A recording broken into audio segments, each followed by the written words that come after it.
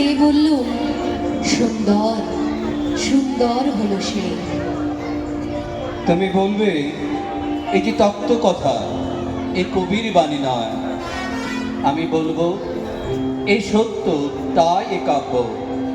এ আমার অহংকার, অহংকার সমস্ত মানুষের হয়ে, মানুষের অহংকার পটে বিশ্বকর্মার বিশ্বশিল্প।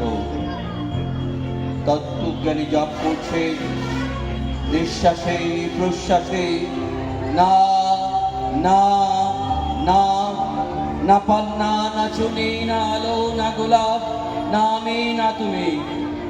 ওদিকে অসীম তিনি স্বয়ং করেছেন সাধনা মানুষের সীমানায়, তাকেই বলে আমি। সেই আমির গহনে আলো আধারের ঘটল সঙ্গম, দেখা দিল রূপ, জেগে উঠল রস। না কখন ফুটে উঠে হলো হাঁ, মায়ার মন্ত্রে, রেখায়, রঙে, সুখে দুঃখে। একে বলো না তত্ত্ব, আমার মন হয়েছে পুলকিত। বিশ্ব আমির রচনার আসরে, হাতে নিয়ে তুলি, পাত্রে নিয়ে রং। পণ্ডিত বলছেন পুরো চন্দ্রটা নিষ্ঠুর চতুর হাসি তার।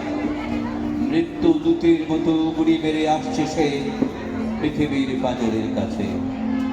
একদিন দেবে চরম টান তার সাগরে পর্বতে, মার্তলকে মহাকালের নূতন খাতায় পাতা জুড়ে নামবে একটা সৈন্য, গিলে ফেলবে দিন রাতের জামা খরচ, মানুষের কীর্তি হারাবে অমরতার ভার, তার ইতিহাসে লেপে দেবে অনন্ত রাত্রের কালে।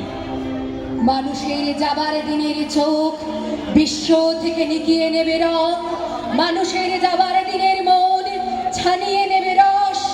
শক্তির কম্পন চলবে আকাশে আকাশে, জ্বলবে না কোথাও আলো।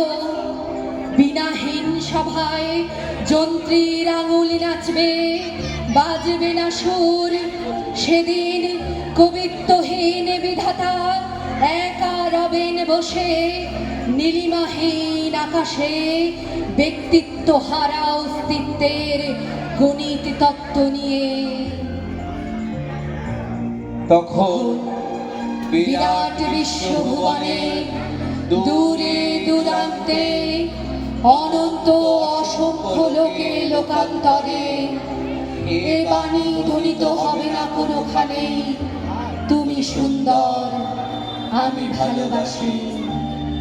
বিধাতাকে আবার বসবেন সাধনা করতে, যুগ যুগান্তর ধরে প্রলয় সন্ধ্যায় জপ করবেন।